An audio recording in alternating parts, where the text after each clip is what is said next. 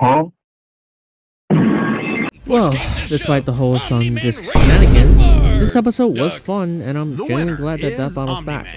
Now, what's next time is gonna be? I hope it's something that'll... Holy fucking shit, it's... Persona!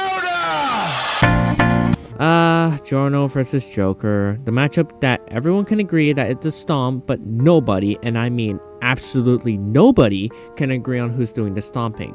Despite the amount of toxicity that this matchup was able to gather, due to the countless people debating whether or not Joker can resist Return to Zero, and the insane amount of frog memes that can be measured to be longer than the Wall of China, I've had a soft spot for this matchup and consider this as my top 3 or top 4 most favorite matchup that I wanted to get an episode of.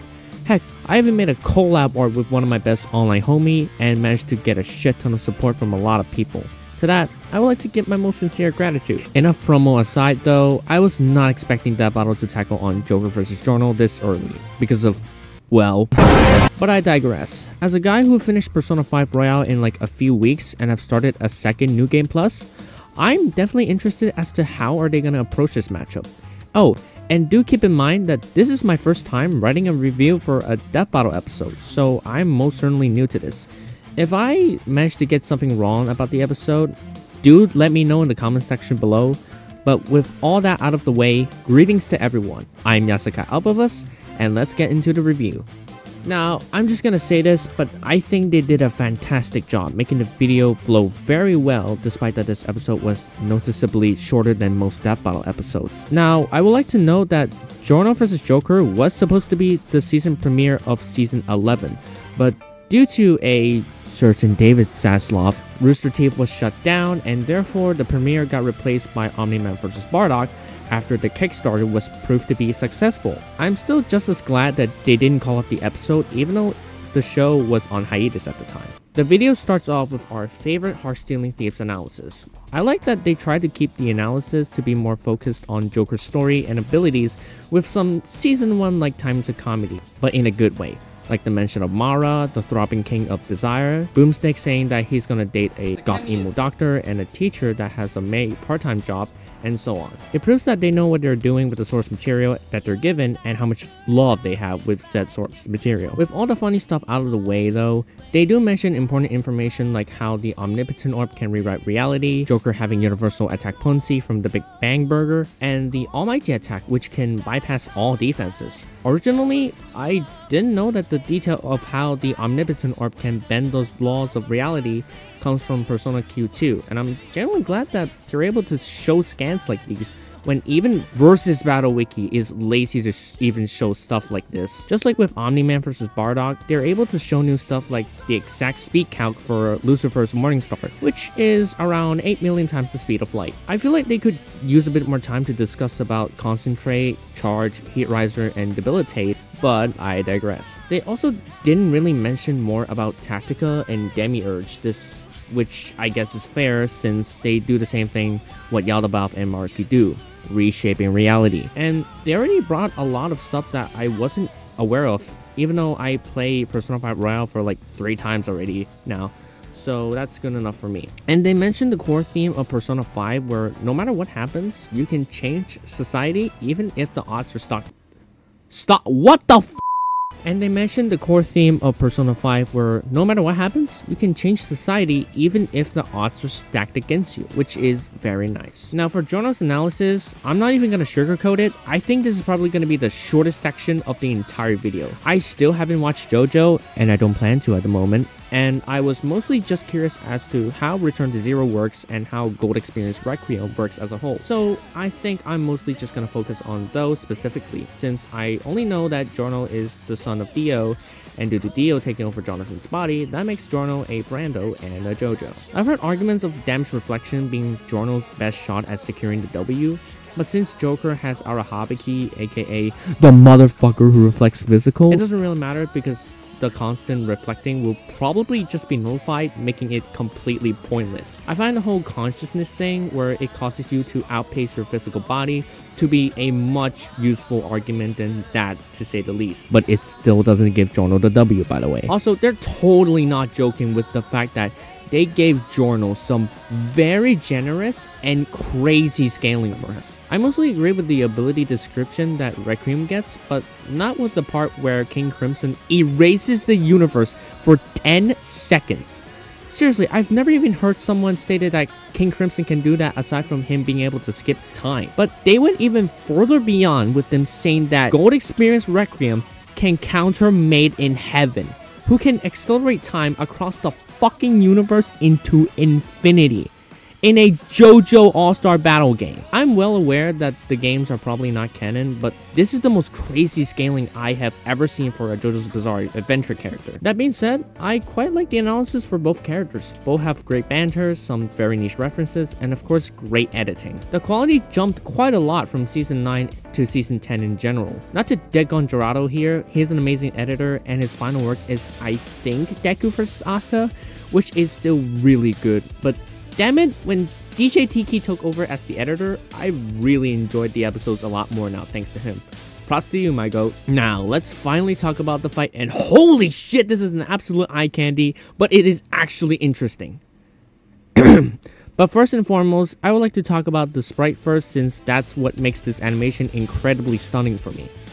Now, if you have seen the countless matchup posters for Giorno vs. Joker, some sprites are very good, but most of them are not nice to look at. Mainly because neither Giorno or Joker is a sprite-based character, Giorno is from an anime, and Persona is a 3D game in general. But man, huge credits to Soria and Zack. They managed to somehow make Joker and Giorno have the best sprites in the series, and it's crazy to me. Even Arsene and Gold Experience looks magnificent in this episode. Now, let's actually begin talking about the fight. It starts off with the loading screen from Persona 5, but with Giorno's Palace security bar at 100%, and it has the ladybug as the loading screen icon, which is very nice. Then we cut to Arsene and Gold Experience having a clash, only for both of them to back up and have Joker saying his catchphrase that he will take Giorno's Twisted Heart. While watching the preview for the first time, I was in utter disbelief that Xander Mobus unfortunately couldn't be the voice of Joker for this episode. Maybe it has something to do with company policies or something, but if I remember correctly, they were able to get Silver's actual voice actor in Trunks vs. Silver, but they hide his name, so I don't see how it would stop them from getting Xander to voice Joker, since Xander also voiced Guts in Guts vs. Dimitri and Superman in Goku vs. Superman 3. It is what it is, I guess. Despite how sad I was, somehow Kevin Andrew Rivera did a fantastic job voicing as Joker.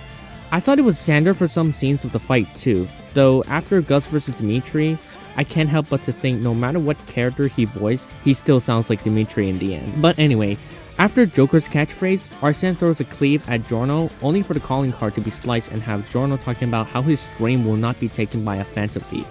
Oop, Dio reference. After hearing about that, Joker then activates his neutral special at Gold Experience, only for the bullets to be turned into beasts. Then Joker uses Maegion, leading to Gold Experience and Giorno getting hit by it. This is where I like to show an alternative scene, which I find funny as hell. He'll never see it coming.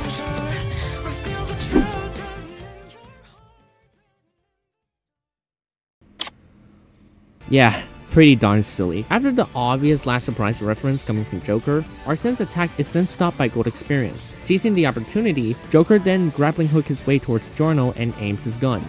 After a rather early checkmate, he finds out that his gun did not work on Giorno, and it's actually because his consciousness is outpacing his physical body.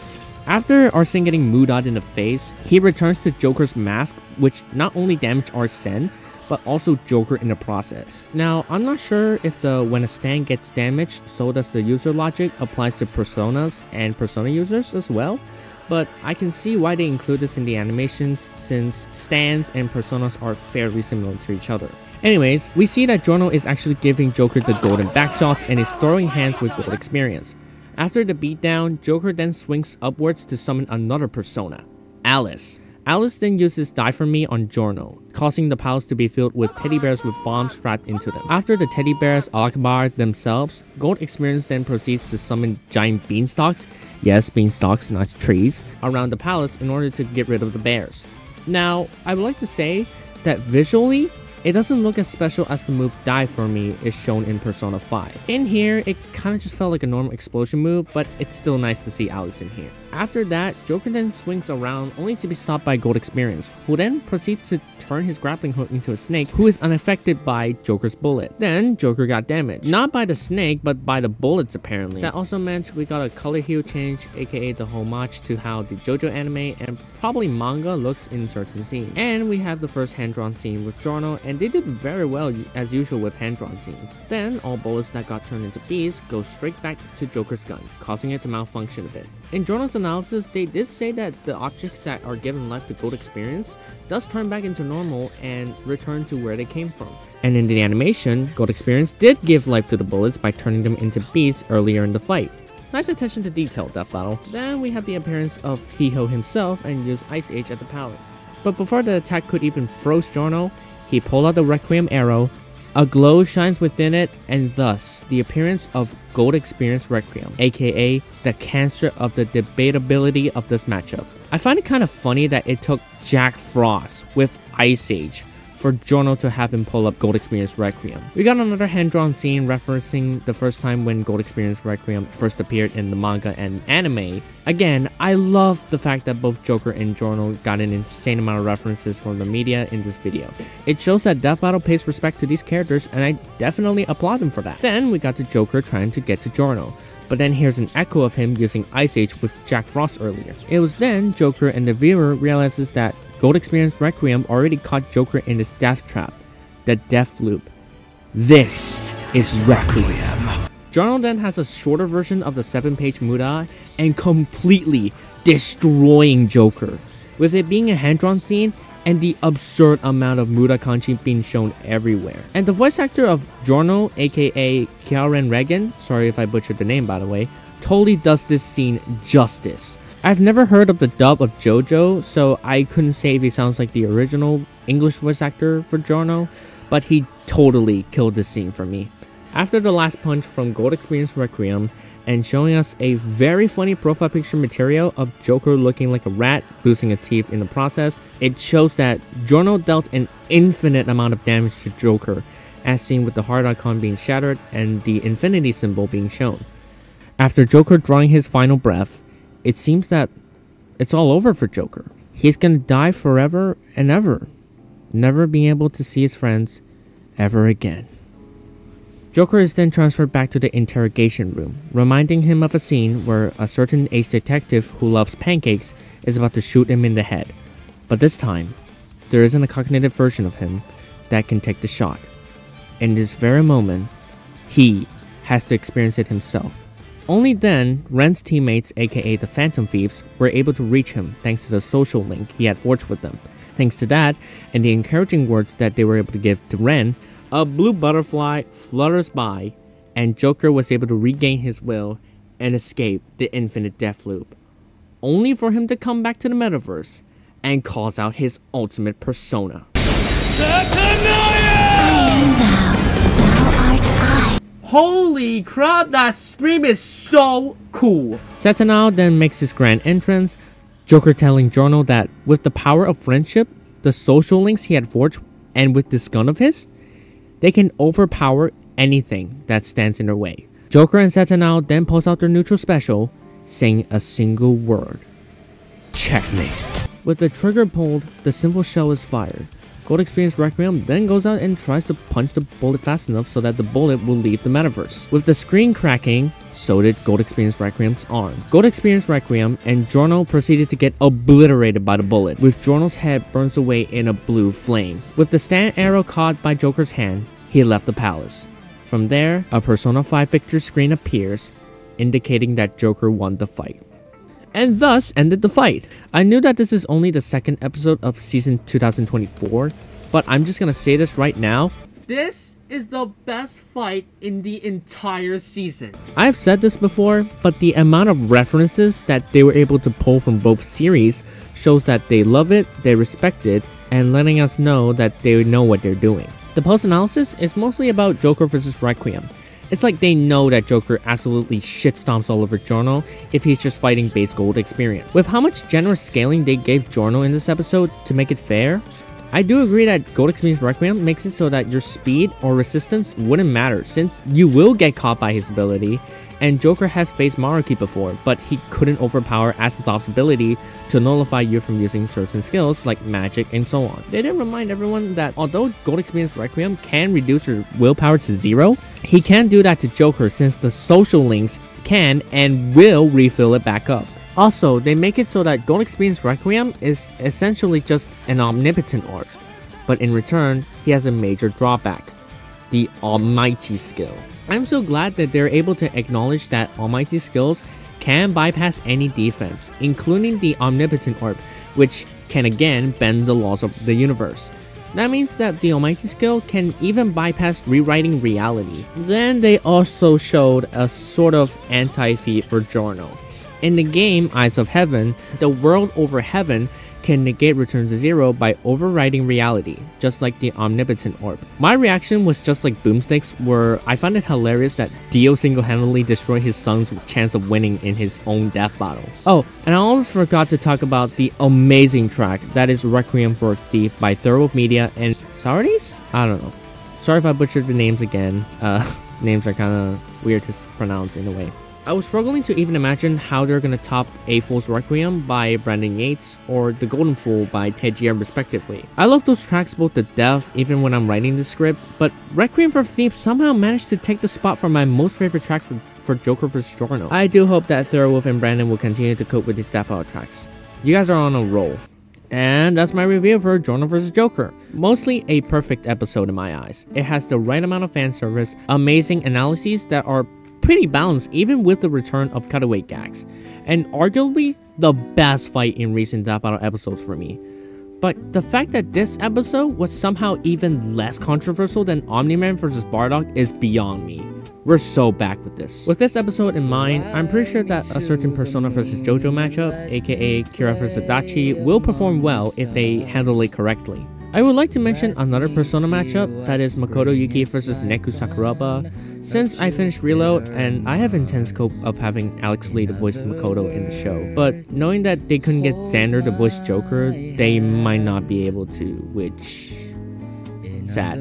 But it doesn't have to be a Persona matchup. It could also be another JoJo matchup, like say Funny Valentine vs. Senator Armstrong, which I have immense hope to see the Funny Nanomachine Sun Man appear in Death Battle, even if he loses.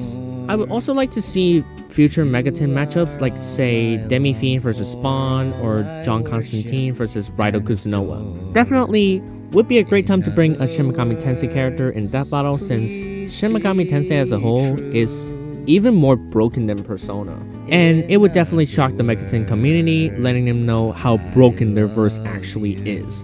That about does it. If any of you are interested to see my reaction to the episode itself, the reaction will be linked in the description. As of now, it already got 4,000 views in the span of a day, which is a first for our reaction series. Now I have to draw another collab art of the next matchup, that is Bowser vs. Eggman with my online Go Kaiser Isaiah Fu. By the way, this next time is gonna be absolutely peak. 見てくれてありがとう。またな。